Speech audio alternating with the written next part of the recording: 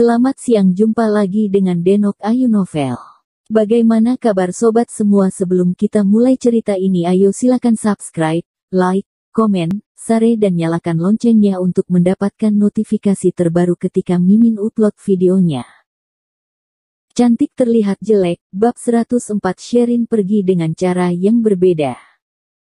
Di stasiun kereta, Sherin memeluk tas di dalam pelukan, merapatkan bibir, kepala agak menengadah, tapi tetap tidak bisa menghentikan air mata yang terus mengalir. Dia berpikir, dia benar-benar jatuh cinta pada Devan. Kalau tidak, saat ini dia ingin pergi, dia tidak akan begitu sakit hati. Hatinya berterima kasih pada Devan, juga tersentuh amat dalam olehnya, karena bagaimanapun, pria yang tampan sungguh banyak, pria kaya juga sangat banyak, tapi, pria yang perhatian, pengertian serta sayang pada dirinya, malah hanya bisa didambakan, tak dapat dipaksakan. Devan bersedia mengusulkan pembatalan pernikahannya dengan Gabriel demi dia, makna di tengah hal ini, dia tidak bodoh, dia mengerti. Namun, semakin begitu, dia semakin merasa bersalah. Keegoisan mereka berdua, melukai Gabriel. Dia menundukkan kepala, melihat dua tiket kereta api yang ada di tangannya, satunya bertujuan ke kota Seroja, satunya lagi ke kota Wall. Mama, suara Simon. Saat memutuskan untuk pergi, dia tidak bisa melepaskan Devan, apalagi Simon, jadi, berpikir dalam waktu lama, dia memutuskan untuk bertemu Simon sebelum pergi. Mama, papaku sudah menyukai kamu, kenapa kamu masih ingin pergi?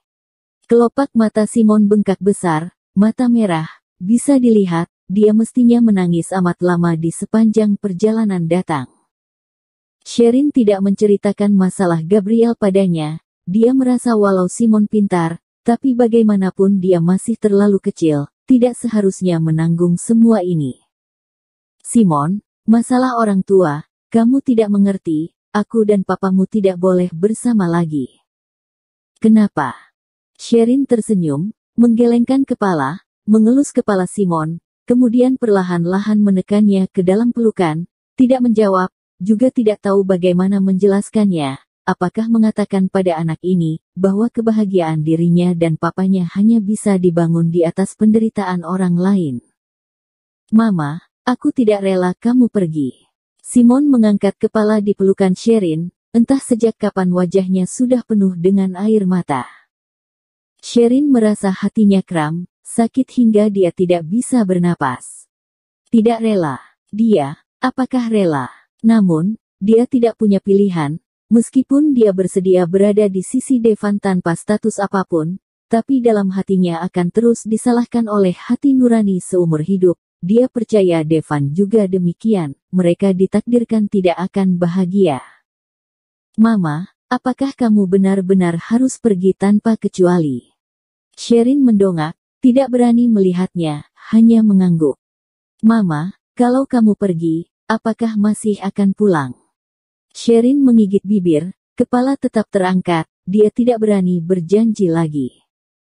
Setelah berlalu amat lama, dia berusaha keras mengatur emosinya dengan baik, berjongkok, bertatapan dengan Simon. Simon, Mama juga tidak rela, tapi, Mama mau menikah. Jadi, Mama tidak bisa terus tinggal di kota ini lagi, paham ya? Setelah Mama pergi, Simon harus baik dan patuh, tumbuh besar dengan sehat, seumur hidup ini, Mama tidak akan melupakan Simon, Mama janji. Dia terdiam, perlahan-lahan menarik napas, mengangkat jari, membantu Simon mengusap air mata, tapi, Mama berjanji padamu, Mama pasti akan pulang melihat kamu, oke? Tunggu waktu meratakan semuanya, tunggu Devan dan Gabriel sudah menikah, dia, mungkin akan pulang lagi. Kamu bisa menikah dengan papaku saja kan? Kamu bisa menikah dengan papaku saja. Papaku juga menyukaimu, ya kan? Simon menjawab dengan tergesa-gesa, Sherin berusaha tersenyum, mengelus kepala kecil Simon, berpura-pura berkata dengan santai, tapi, aku tidak menyukai papamu. Papamu terlalu luar biasa, aku tidak cocok dengannya. Jangan, Mama, tolong, jangan pergi ya. Simon tidak punya mama, Kalau kamu juga pergi, maka tidak ada orang yang baik pada Simon lagi. Mama, aku mohon ya. Jangan pergi. Saat ini, Simon tidak manja, tidak ada lagi iki tinggi, hanya seorang anak berusia 5 tahun yang biasa. Mama, aku akan mendengar semua perkataanmu, oke? Aku menjadi putramu, oke? Dia bertanya ulang. Air mata Sherin, pada perkataan ini, akhirnya tidak bisa ditahan lagi. Dia berdiri, memejamkan mata, menarik koper, berbalik badan dengan tegas, melangkah menuju arah pintu check-in. Mama, jangan pergi. Mama, aku mohon padamu, jangan pergi, oke? Sherin terdengar suara jeritan Simon, membalikkan kepala, langsung nampak Simon yang terjatuh di lantai, refleksnya ingin langsung maju dan mengangkatnya, tapi pada saat kaki diangkat, dia menurunkan lagi, menggigit bibir, dia menarik napas dalam-dalam, membalikkan badan. Mama, kamu jangan pergi. Mama. Petik 2. Dulu belum menjadi ibunya, Sherin tahu rasanya merindukan anak ini, sekarang, dia baru paham, perpisahan antar anak dan ibu, seperti apa rasanya, tapi, bagaimana? Jika tidak meninggalkan ini, maka yang akan menderita adalah semua orang. Sampai masuk ke dalam area check-in, Sherin tetap bersikap tegap, tidak berani memutar kepala ke belakang untuk melihat, dia takut. Setelah melihat, dia tidak ada keberanian untuk meninggalkan tempat ini lagi. Sampai masuk ke dalam kereta, ketika pintu ditutup, saat kereta mulai jalan, barulah dia berjongkok dekat pintu, memeluk kedua lutut, menangis menjerit-jerit. Dia menangis amat lama hingga orang-orang yang datang pada melihatnya. Kemudian, dia mengambil tas di sampingnya, lalu kembali ke tempat duduk semula terlebih dahulu, di sebelahnya. Duduk seorang bapak tua, dia dengan ramah menyapa bapak tua itu, setelah itu pun bertanya kemana bapak tua itu akan pergi. Mereka berdua mengobrol sebentar, mendengar kereta menyebutkan bahwa sudah mau sampai di tujuan selanjutnya. Sherin bangkit, pergi ke toilet, kereta berjalan, sampai saat kereta berhenti lagi. Dia baru keluar, bukan dia yang sama. Kemudian, mengikuti orang-orang, dia sembarang mencari tempat kosong dan duduk kembali. Pemandangan di luar kereta berjalan mundur, ingatan Sherin juga sedang mundur sampai hari pertama dia masuk ke rumah Devan. Segalanya, seolah-olah seperti mimpi, saat ini, sudah terbangun dari mimpi. Kereta tiba di tujuan berikutnya, tidak lama setelah berjalan lagi, Sherin terdengar secara samar-samar suara keributan dari kereta di seberang rel lain.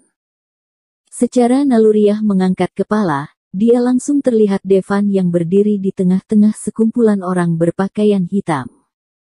Seperti biasanya, berpakaian jas dan sepatu kulit, dasi tertarik sampai ke posisi kancing kedua, rasanya sedikit berantakan, tetapi di antara kekacauan itu ketampanannya masih saja tidak berkurang. Raut mukanya terlihat buruk nan gelap, walaupun berjarak sangat jauh, tetap bisa merasakan kemarahan dan kecemasannya. Dia pergi, Devan tentu saja khawatir.